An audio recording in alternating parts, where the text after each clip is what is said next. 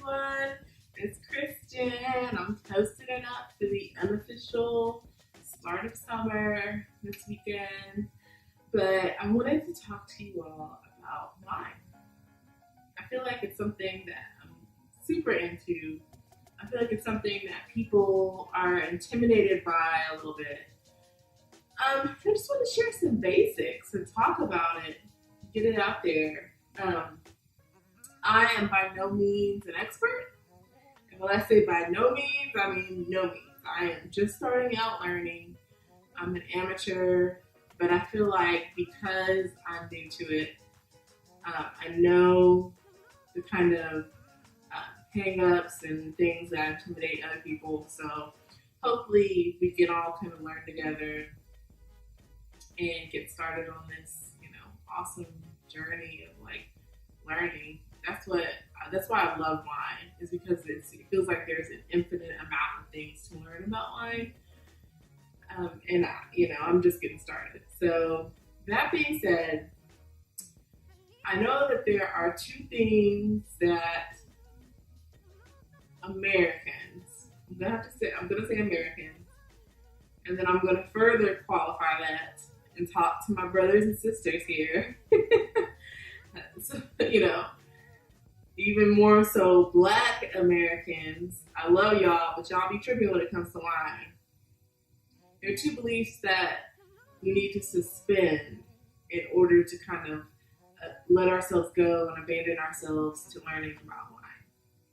The one thing is that everything you drink ain't got to be sweet, y'all, okay?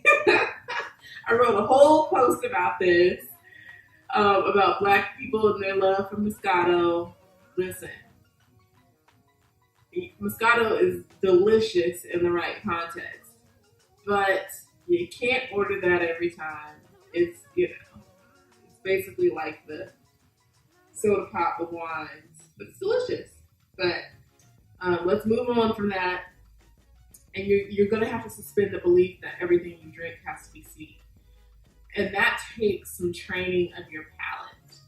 You're going to have to train your palate to identify different flavors and kind of learn from that and grow from that. So, when you're tasting wine and trying wine and you want to learn and things like that, you can't turn your nose up at something that doesn't have, your level of sweetness in it that you're used to.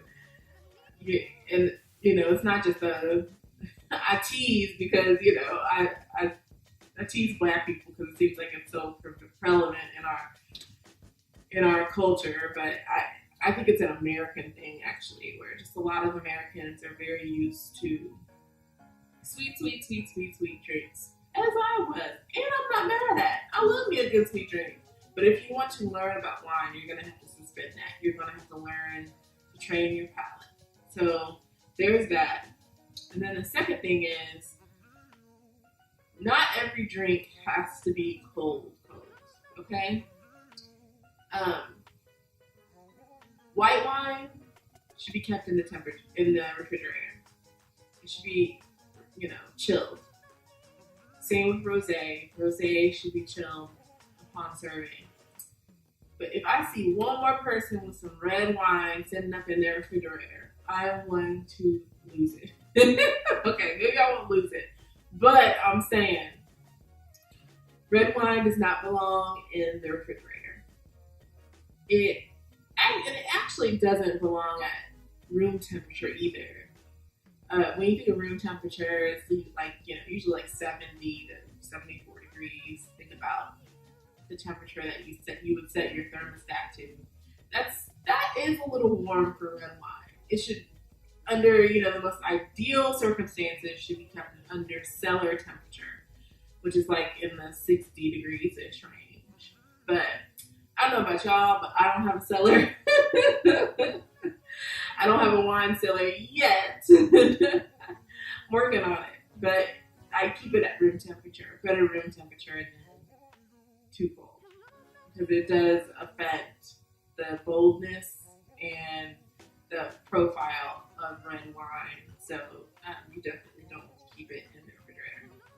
Capiche? You know, you can keep white wine anywhere and just chill it before you serve it. Okay, so we got those two things out of the way.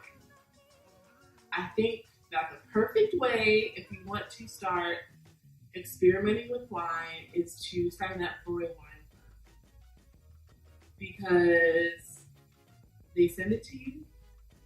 Wine is heavy, okay? I got about 2 good bottles of wine before I start dropping stuff. You don't want to drop a bottle of wine. So when you sign up for a wine club, they send it to you in the mail.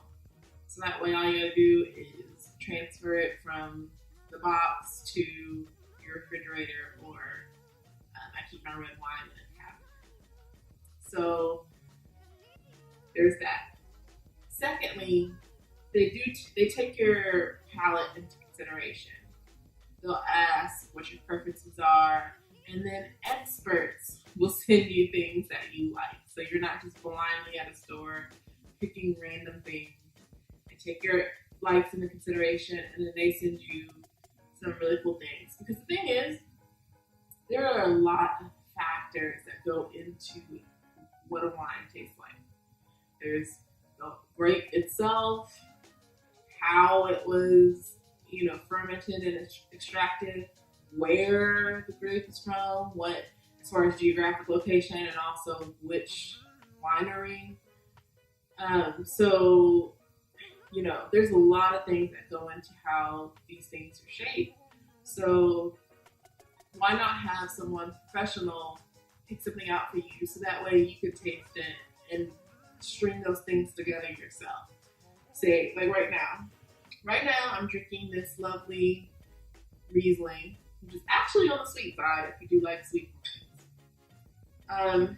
And it is from Mayfield Cellars in Washington. So there you have it. I like it, so now I know, A, very basic, I like Riesling. B, this Riesling from Washington I like. I can attribute some flavor profile kind of stuff to it. Okay? And C, I know the year. It's 2017. So something good happened that year in Washington that made me like this wine. And that's how deep it gets. I was drinking a wine from, I think it was California, so I think it was like Sonoma Valley, from 2017. So if you remember, that was the year that all of those horrible fires happened in California. But point being, you could taste the smokiness in the wine because the grapes were affected by the fires. That's so cool. That is so cool to me. So you can learn a lot about this world and about yourself and the flavors and things like that by getting into wine.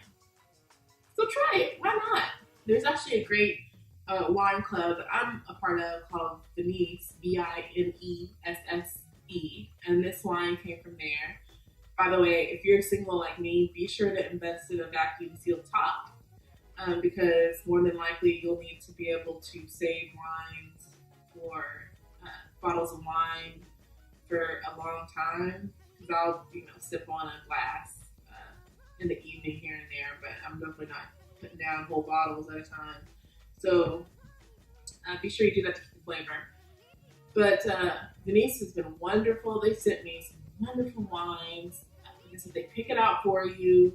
The prices are usually great because they discount the wines. So they're really good, good wines that are well picked, and you get to learn all these new wineries and all that kind of stuff. So it's a wonderful deal. So I'll link Vinesse below, but definitely try them out. They're a great wine club. They send great wines. So that is my wine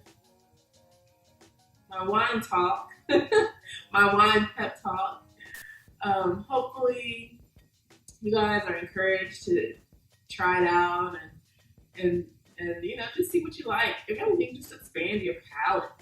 Just expand your palate. See what you like. Try new things. It's okay. You won't die. Let me know what you think in the comments below. Do you like wine? What's a wine that you tasted and loved? Is there something that we all should be trying that you know? Give us the game, help us out. And then until next time, good drinking. Cheers.